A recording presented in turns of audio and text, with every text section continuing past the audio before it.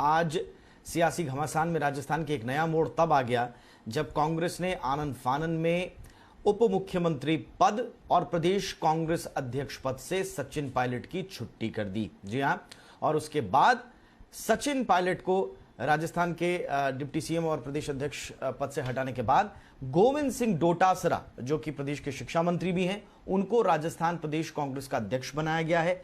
साथ ही दो मंत्री विश्वेंद्र सिंह और रमेश मीणा को भी बाकायदा बर्खास्त कर दिया गया है मंत्रिमंडल से। पर्यटन मंत्री हैं रहे थे विश्वेंद्र सिंह और रमेश मीणा, जो दूसरे, ये दोनों जो हैं सचिन पायलट के बड़े करीबी बताए जाते थे, तो इन दोनों को मंत्रिमंडल से बर्खास्त कर दिया गया है। और सूत्रों की माने तो जयपुर से लेकर दिल्ली तक सहमति बनने के बाद ही सचिन पायलट के खिलाफ कार्रवाई की गई है। सूत्रों का यह भी दावा है कि सचिन पायलट बीजेपी के कुछ नेताओं के संपर्क में हैं।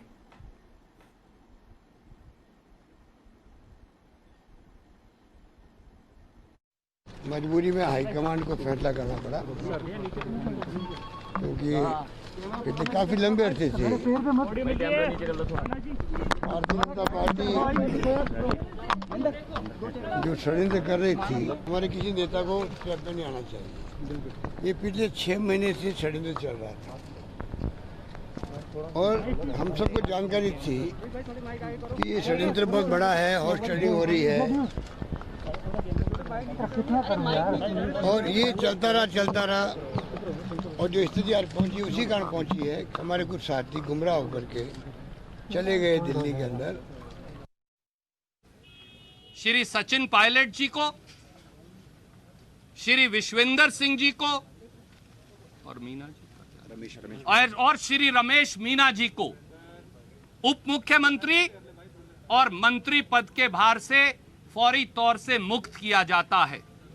गोविंद सिंह डोटासरा जी को राजस्थान प्रदेश कांग्रेस कमेटी का नया अध्यक्ष बनाया जाता है। हमारे साथी गणेश गोगरा विधायक को राजस्थान प्रांत युवा कांग्रेस का नया अध्यक्ष नियुक्त किया जाता है।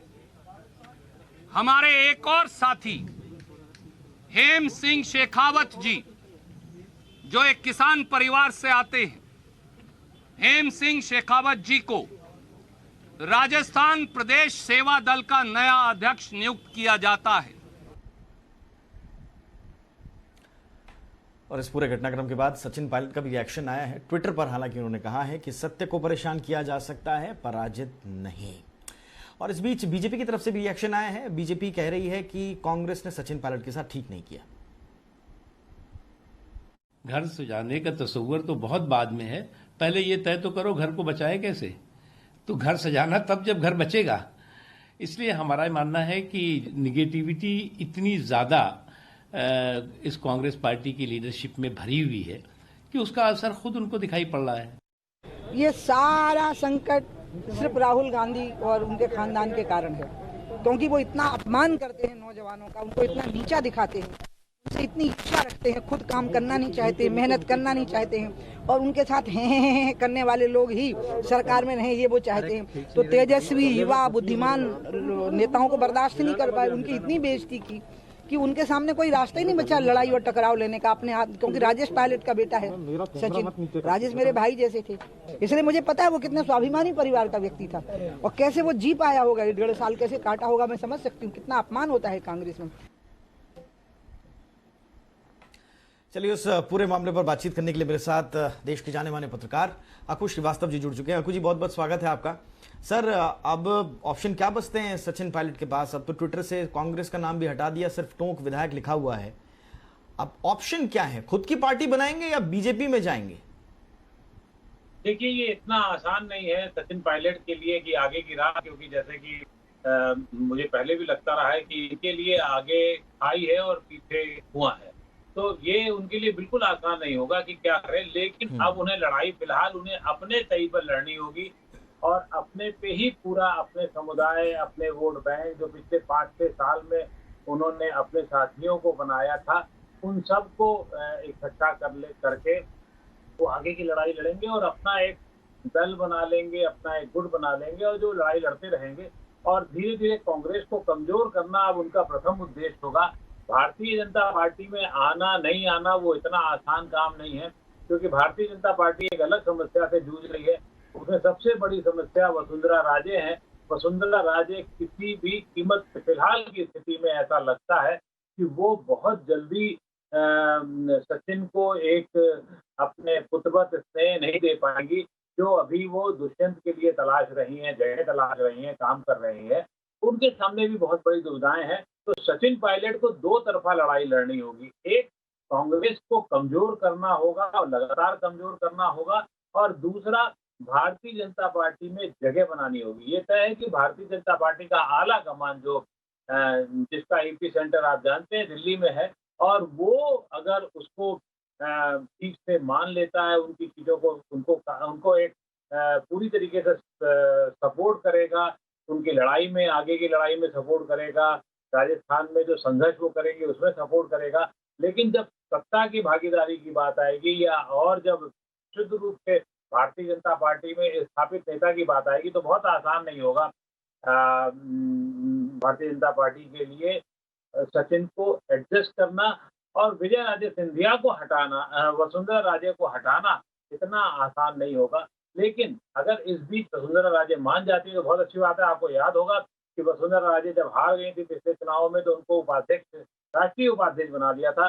तो मुझे याद नहीं पड़ता कि दिल्ली में वो किसी बैठक में भी आई थी। वो एक्टिविटी की बात तो छोड़ दीजिए, चुनाव की बात तो छोड़ दीजिए, वो और रमन सिंह दो आदमी ऐसे थे जो विद्रोह करके लगभग एक तरीके से बैठे हुए थे और अपने राज्य में ही थे और बता रहे थे कि हम राज्य को ही देखेंगे। जबकि शिवराज सिंह चौहान जो मध्य प्रदेश में थे, उन्होंने तो कुछ गतिविधियों में भाग भी लिया था बतौर उपाध्यक्ष, लेकिन ये दो लोग बिल्कुल भी नहीं आए थे, अपने राज्य में ही सीमित रहते। वो तो अपने राज्य का साम्राज्य वो नहीं छोड़ना चाहते।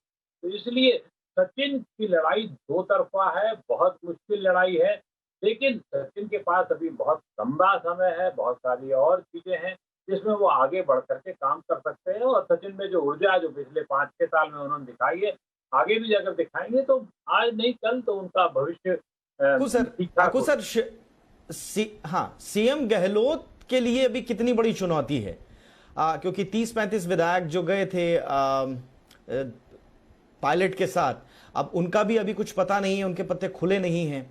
तो क्या गहलोत की सरकार स्टेबल रहेगी, या फिर भीतरी घात, भीतरी नुकसान अभी गहलोत के लिए भी बड़ी चुनौती पेश करेगा? मुझे नहीं लगता कि गहलोत को तात्कालिक कोई समस्या आने वाली है, और क्योंकि इन दोनों दलों के बीच का जो गैप है वो बहुत बड़ा है। और लगभग अगर आप माने तो वैसे अगर सचिन 30 विधायक ले आते तो था थोड़ी बहुत संभावना होती भी, लेकिन अभी की स्थिति में वो संभावना नजर नहीं आ रही है। क्योंकि आप ये समझ सकते हैं कि 75 विधायक अगर सिर्फ भारतीय जनता पार्टी के साथ हैं, तो इसका मान मोटा मोटी मान लिया जाए, निर्दलीय और बाकी लोगों को मान लिया जाए। वैसे भी एक दल ने कह दिया है कि हम नहीं साथ हैं अशोक गहलोत के, तो भी उनका अंतर जो है 45 विधायकों का लगभग पड़ता है। तो 45 विधायक को इधर का उधर करना, खासतौर से जब अगर 25 हैं तो 50 चाहिए आपको बिल्कुल पाला बदलने के लिए। तो वो संभावना अभी नहीं है, लेकिन हमेशा उन पे तलवार अटकी रहेगी, हमेशा वो अल्पमत की सरकार का होंगे। बहुमत मान लीजिए कल जैसे ये भारतीय जनता पार्टी कह रही है कि शपथ ग्रहण समारोह जो होना है, विस्तार होना है, उसके पहले वो बहुमत साबित करें, तो बहुमत, कल के बहुमत में भारतीय जनता पार्टी बहुत जोर नहीं देगी, क्योंकि उसके पास खुद गणित नहीं है। लेकिन बाद में ये गणित जब भी उलट पुलट करेंगे 2-4 महीने में, 5 महीने में, और ये तलवार हमेशा अशोक गहलोत की लटकी रहेगी। तो ये निश्चित रूप से अशोक गहलोत के लिए भी बहुत मुश्किल समय होगा, एक एक दिन काटना, एक एक वक्त काटना, और उनको ये बताना होगा, जनता को बताना होगा कि हम ही अच्छे प्रशासनिक कार्यकर्ता हैं। तो जो आसान काम नहीं है, जो अब तक नहीं हुआ तो आगे कैसे करेंगे, ये एक बहुत मुश्किल होगा।